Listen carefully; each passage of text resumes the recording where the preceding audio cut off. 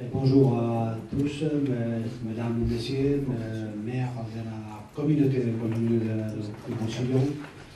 Et j'aimerais bien avertir tout d'abord que mon français n'est pas excellent, quand même très bon, mais j'ose avec beaucoup de plaisir de m'adresser à vous avec votre langue.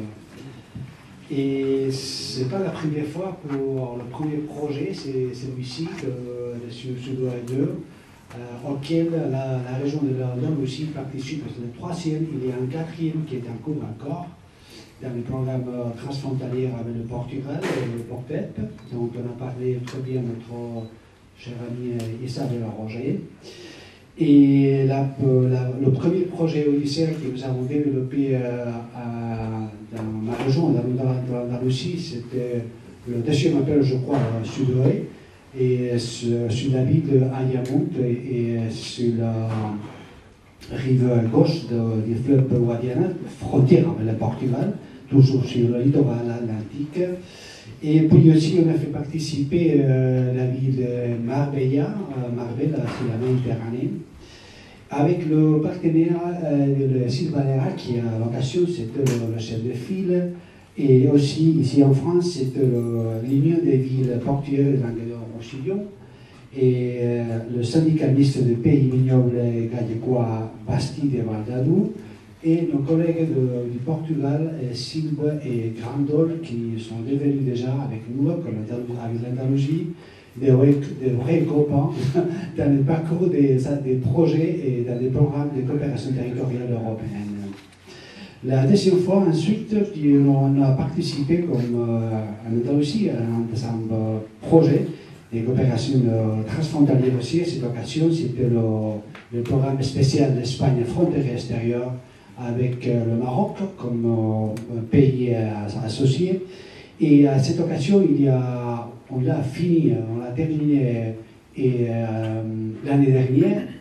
Et c'était le ville portuaire de Porto de Santa Maria au centre de la baie de Cadiz et Almuñécar dans la province de Grenada sur la côte dénominée, on va appeler côte tropicale, avec les ports marines de l'est et finalement la ville d'El Ejido avec le port de Plaisance Almerimar, le deuxième port en importance de toute l'Andalousie avec presque 2000 amarrages.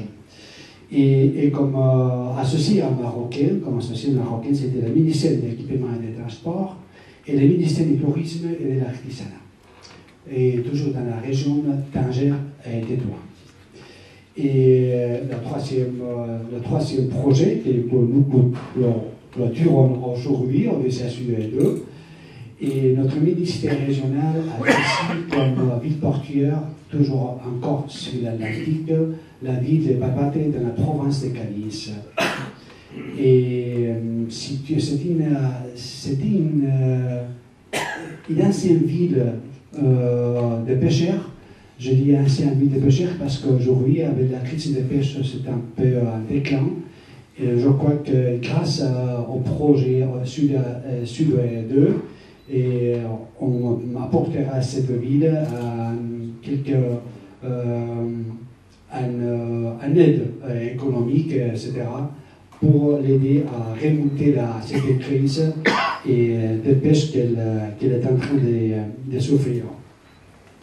Et autour de cette ville, je crois que je vais le dire, il y a un ensemble de petites villes, de villages, une richesse patrimoniale et historique très intéressante, médiévale, romaine, de l'époque islamique, de l'époque chrétienne, et centre vacancier estival grâce à la beauté de cette plage quasiment vierge et la pique de l'Atlantique.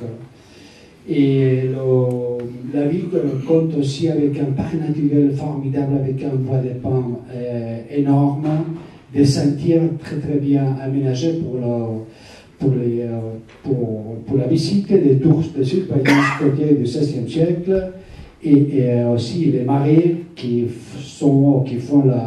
roulent la fonction de connexion des ponts pour les oiseaux qui font la migration Afrique-L'Europe. et aussi à souligner la pêche du thon, qui sont vraiment la base, la base économique du village de Barbate. Et aujourd'hui, à une florissante industrie de la conservation de la sélection, la conservation des poissons, de la sélection, c'est comme ça? Les salaisons, merci. Et qui constitue de vraies délicatesses dans les marchés nationaux autant qu'internationaux. Et c'est le plat, c'est l'assiette la plus caractéristique et identitaire de sa cuisine. Donc, il faut le placer, cet aspect, dans l'escale de l'ICA, les saveurs de la vie, de la gastronomie. Et toutes ces ressources ont été déjà chargées dans la plateforme informatique au lycéa, et les activités réalisées et les résultats du projet ont été présentés la semaine dernière dans la conférence finale où était présent bien sûr notre assistant, notre expert Régis Lopez ici présent, bien sûr. Et finalement, je voudrais bien faire une mention aux valeurs du modèle lycéen. Pourquoi nous avons accueilli dans notre région depuis la première présentation qui nous a fait Régis Lopez il y a quelques années déjà. Et je souligne la simplicité de la structuration de l'articulation de l'offre touristique sur 4 scales aux axes thématiques culture, nature, nautique et gastronomie. Cette offre est définie, et pour moi c'est très important, cet aspect, offre définie par les experts et les agents locaux, choisis par la municipalité, selon le dit escale, ce qui garantit son caractère identitaire différent et par conséquent sa compétitivité face à d'autres destinations touristiques. Cette offre est aussi intégrale, complète, concernant plus non uniquement au noyau de la ville portuaire, mais aussi à son arrière-pays. On a ici déjà parlé de cet aspect très important, et c'est sur l'origine, sur la base du projet du modèle lycéen pour être considéré. On a aussi également dit par la Commission européenne et aussi par notre autorité régionale comme un modèle de développement du territoire autour du tourisme, mais aussi autour de l'offre de l'artisanat, de l'industrie agroalimentaire qui est directement ou indirectement liée à l'activité touristique. Et comprend aussi cette offre des ressources d'activité touristique proprement dit, mais aussi d'autres concernés de manière indirecte, comme j'ai essayé, de l'artisanat, etc.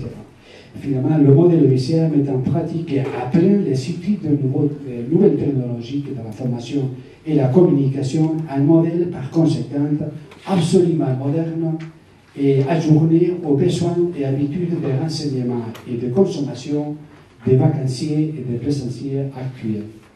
En résumé, le modèle lycée constitue, à mon avis, un moderne et puissant instrument de promotion, visibilité et commercialisation et dynamisme économique intégral pour des destinations touristiques et portuaires et ses territoires voisins. Et je termine, quant à l'avenir du projet du modèle lycée en Andalousie, il faut dire qu'il a mérité une mention particulière entre les contenus du plan général du tourisme et 2014-2020, qui est sur le point d'être formulé par notre ministère régional comme instrument basique, élémental et essentiel pour la planification des ressources touristiques aux directrices duquel doit s'adapter dans notre loi du tourisme tout instrument de planification d'après les prévisions de cette loi 13-2011 du tourisme en Andalousie. En plus, des réunions, conversations ont été entamées par le délégué au lycée pour l'Europe, avec l'Agence publique des ports de plaisance de l'Andalousie. Je crois que l'avenir en Andalousie est très positif, très bon, et nous espérons, comme région, de participer, d'avoir l'opportunité de continuer ce travail de coopération avec notre partenaire, le centre, et dans des projets européens. Merci de votre attention et je passe la